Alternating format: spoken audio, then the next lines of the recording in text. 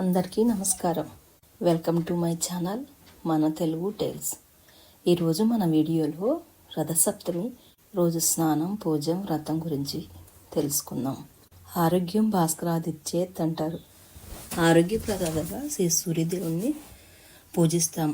ఆ మహాపర్వదినాన ఆ సూర్యభగవానుణ్ణి భక్తి శ్రద్ధలతో పూజించి పూర్తి ఆరోగ్యాలు పొందాలని మనసారా కోరుకుంటున్నాను. మాఘం అంటేనే పుణ్యం అని అర్థం. పాపం లేనిది, పుణ్యాన్ని కలిగించేది అని అర్థం. మనం చేసే పూజలు, వ్రతాలు అన్నీ పుణ్య సంపాదన కొరకే కదా. శివకేశవులకు ఇరువురికి మాఘం ప్రీతికరమైనదే. ఉత్తరాయణం మకర సంక్రమణంతో ప్రారంభమైన రథసప్తమి నుండి పూర్తిగా ఉత్తరాయణం వస్తుందని మన పురాణాలు చెప్తున్నాయి. ఈనాటి నుండే వేసవి ప్రారంభమైనట్లే. ఆ రోజున చదువుకోవాల్సిన స్తోత్రాలు చూస్తే ఆదిత్య హృదయం, సూర్యస్తోత్రం, నవగ్రహ స్తోత్రం తప్పక పారాయణ చేయటం వల్ల సకల శ్రేయోదాయకమైన గురువాక్యం. మాఘశుద్ధ షష్ఠి నాడు నూరిన నువ్వుల ముద్దతో శరీరానికి నలుగు పెట్టుకుని అందుబాటులో ఉన్న నది, చెరువు దగ్గర స్నానం చేయటం శ్రేయస్కరం. ఈరోజు అంటే మాఘశుద్ధ షష్ఠి రోజున ఉపవాసం ఉండి సూర్య ఆలయానికి వెళ్ళి పూజ చేయాలి. ఆ మర్నాడు అంటే సప్తమి తిథి సూర్యోదయానికి ముందే మాఘస్నానం ఆచరించాలి. సప్తమి రోజు ఉదయాన్నే ఇంటి దగ్గరే స్నానం చేసి ఉతికిన బట్టలు కట్టుకొని నదీ స్నానం చేయటానికి వెళ్ళాలి. ఇంట్లో స్నానం చేయకుండా విప్పిన బట్టలు కట్టుకుని నది స్నానం చేయకూడదు. ఇది చాలా తప్పు.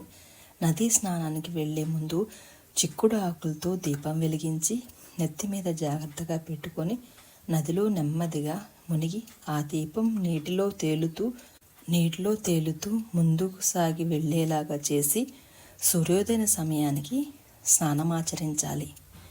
ఏటా మాఘశుద్ధ సప్తమి నాడు తల మీద, భుజాల మీద, మోచేతి మడతల మీద, అరచేతుల్లోనూ మొత్తం 7 జిల్లేడు ఆకులను తనపైన ధరించి నదీ స్నానం చేసినచో 7 జన్మల్లో చేసిన పాపములు నశిస్తాయని మహాముని ప్రబోధము. ఆకు తలపై ఉంచుకుని దానిపై రేగుపండు పెట్టి తలస్నానం చేస్తూ కింది శ్లోకాన్ని చదువుకోవాలి.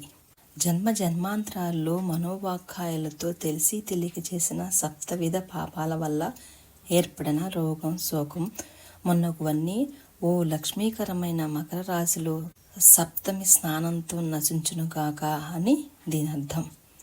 అన్నట్లు ఈ రోజున తల్లిదండ్రులు లేనివారు వారికి తర్పణం విడుస్తారు. ఈరోజు ఆకాశంలో నక్షత్ర కూటమి రథం ఆకారంలో ఉంటుంది. రోగ నివారణ, సంతాన ప్రాప్తి పొందాలంటే రథసప్తమి వ్రతం తప్పకుండా ఆచరించాలి. ఆ వ్రత విధానాన్ని ఈరోజు తెలుసుకుందాం. స్నానాంతరం గట్టు దగ్గర పొడి బట్టలు మార్చుకుని పూజ చేయాలి. అష్టదళ పద్మం దగ్గర ముగ్గు పిండితో వేసి అందులో సూర్యనామాలు చెప్తూ 7 రంగులు నింపాలి. అష్టదళ పద్మ మధ్యలో శివపార్వతులను పెట్టి పక్కనే ఒక కొత్త తెల్లని వస్త్రం పరిచి దాని మీద సూర్యుని రథాన్ని 7 గుర్రాలు నడుపుతున్న బంగారు ప్రతిమ లేదా బంగారు రథము అచ్చు చేయించి కుంకుమాదులు దీపాలతో అలంకరించి అందు ఎర్రని రంగుల పువ్వులు సూర్యుని ప్రతిమ నుంచి సూర్యునికి పూజ చేయాలి. సంకల్పం చెప్పుకోవాలి. ఎవరి రోగ నివారణ కోసం చేస్తున్నామో లేదా ఎవరికి సంతానం కలగాలని చేస్తున్నామో వారి పేరు, గోత్రనామాలు చెప్పుకుని పూజ చేసి ఆ బంగారు ప్రతిమను ఒక గురువుకి లేదా బ్రాహ్మణునికి దానం ఇవ్వాలి. తరువాత ప్రతి నెల సప్తమి రోజు సూర్యభగవానికి నమస్కరించి సంకల్పం చెప్పుకుని ఉపవాసం ఉండాలి. ఈ సంవత్సర కాలం నియమంగా నిష్ఠగా చేయాలి. సూర్యభగవానునికి అర్ఘ్యం ఇవ్వాలి. ఇక వ్రతకథలోనికి వెళ్దాం. పూర్వం ధర్మరాజు ఒకసారి శ్రీకృష్ణ భగవానుని రథసప్తమి విధానాన్ని గురించి వివరించమని కోరాడు. అప్పుడు శ్రీకృష్ణు వారు వ్రతకథతో సహా వ్రత విధానాన్ని వివరించారు. పూర్వం కాంబోజ దేశాన్ని యశోవర్తనుడు అనే రాజు పరిపాలిస్తూ ఉండేవాడు. ఆ రాజుకు లేక ముసలితనంలో ఒక కుమారుడు జన్మించాడు. కొడుకు పుట్టాడన్న సంతోషం కొద్ది సమయం మాత్రమే ఆ రాజుకు దక్కింది. పుట్టిన బిడ్డ ఏదో ఒక రోగంతో బాధపడుతూ ఉండేవాడు. జబ్బున పడ్డ కొడుకును చూసి రాజుకు ఎంతో దిగులు వేసింది. ఎన్ని వైద్యాలు చేయించినా ఫలితం లేకపోయేసరికి క్రాంతదర్శనుడైన ఋషులను పిలిపించి తన కుమారుడికి కలిగిన అనారోగ్యాన్ని గురించి చెప్పి దానికి విరుగుడు తెలియచేయమని కోరుకున్నాడు. త్రికాల వేదులైన ఆ ఋషులు రాజకుమారుణ్ణి చూసి ఆ బిడ్డ గత జన్మనంతటినీ అవగతం చేసుకున్నారు. గత జన్మలో ఎంతో సంపన్నుడైన ఎవరికీ కొద్దిపాటి దానం కూడా చేయలేదు. అయితే అతడు జీవితం చివరి దశలో ఒకసారి ఎవరో చేస్తూ ఉన్న రథసప్తమి వ్రతాన్ని చూశాడు. ఆ వ్రతాన్ని చూసిన పుణ్యం కారణంగా రాజు ఇంట బిడ్డగా జన్మించాడు. సంపదలుండి దానం చెయ్యని పాపానికి రాజకుటుంబంలో జన్మించిన నిరంతరం రోగగ్రస్తుడై ఉంటున్నాడని ఋషులు చెప్పారు. తన బిడ్డ ఆ విషమ పరిస్థితి నుండి బయటపడటానికి ఏదైనా ఉపాయం చెప్పమన్నాడు మహారాజు.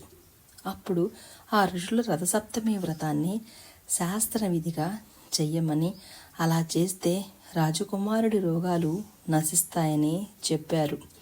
సాయంకాలం వరకు ఉపవాసం ఉండి పూజలు చేసి రకరకాల పండ్లను నివేదించి ఆ రాత్రికి జాగారం చేయాలి. ఆ వ్రతం అంతా నది సరోవరం తీరాల్లో చేయడం మేలు. ఆ మర్నాడు సూర్యునికి మళ్ళీ పూజలు చేసి దాన ధర్మాలు వ్రత పారాయణ అనంతరం రథాన్ని సూర్యప్రతిమను ఉత్తములు అర్హులు అయిన వారికి దానం ఇవ్వాలి.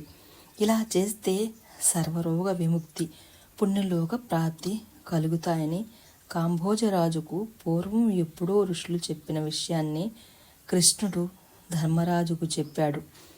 ప్రస్తుతం ఆ వ్రతానికి సంబంధించి కాలానుగుణంగా బంగారు రథం లాంటివి లేకపోయినా చిక్కుడు కాలితో రథాన్ని చేయటం మనకు కనిపిస్తుంది. ఇంటి దగ్గర పూజ నివేదనలో ఏం చేయాలో చెప్పారు. ఈరోజు సూర్యుడిని పూజించి ఆరుబయట సూర్యకాంతి పడే ప్రదేశంలో ముందుగా ఆ ప్రదేశాన్ని గోమయంతో శుద్ధి చేసి గోమయంతో చేసిన పిడకల్ని చక్కగా గుండ్రంగా ఒకదానిపై ఒకటి అమర్చి వెలిగించి ఆ పిడకల పొయ్యి మీద ఇత్తడి పాత్ర ఉంచి ఆవు పాలను దానిలో పోసి పాలు పొంగు వస్తున్న తరుణంలో కొత్త బియ్యం బెల్లం అందులో వేసి చిక్కగా నివేదికను సిద్ధం చేసి చక్కెర పొంగల్ని వండుతారు. ఆ పరమాణాన్ని చిక్కుడు ఆకుల్లో పెట్టి నైవేద్యం పెడతారు. ఆ పొంగలి ప్రసాదం చిక్కుడు ఆకుల్లో పెట్టి నివేదన చేస్తారు. వితరణ కూడా చిక్కుడాకులోనే చేస్తారు. పాలు పొంగించడం ఆ ఇంట వృద్ధికి సంకేతం. ఇంకో విషయం, ఈ పర్వదినాన్న పెద్దగా ఉన్న గింజ కట్టిన మంచి చిక్కుడు కాయల్ని వాడి కొబ్బరి ఆకు పుల్లలతో సహాయంతో రథం చేసి సూర్యదేవుని రథంగా దాన్ని భావించి పూజించాలి. రథసప్తమి నాడు బంగారం కానీ వెండి కానీ రాగి కానీ ఆ రోజున ఉపవాసం ఉండి సూర్య సంబంధమగు రథోత్సవాది కార్యక్రమాలను చూస్తూ కాలక్షేపం చేయాలి.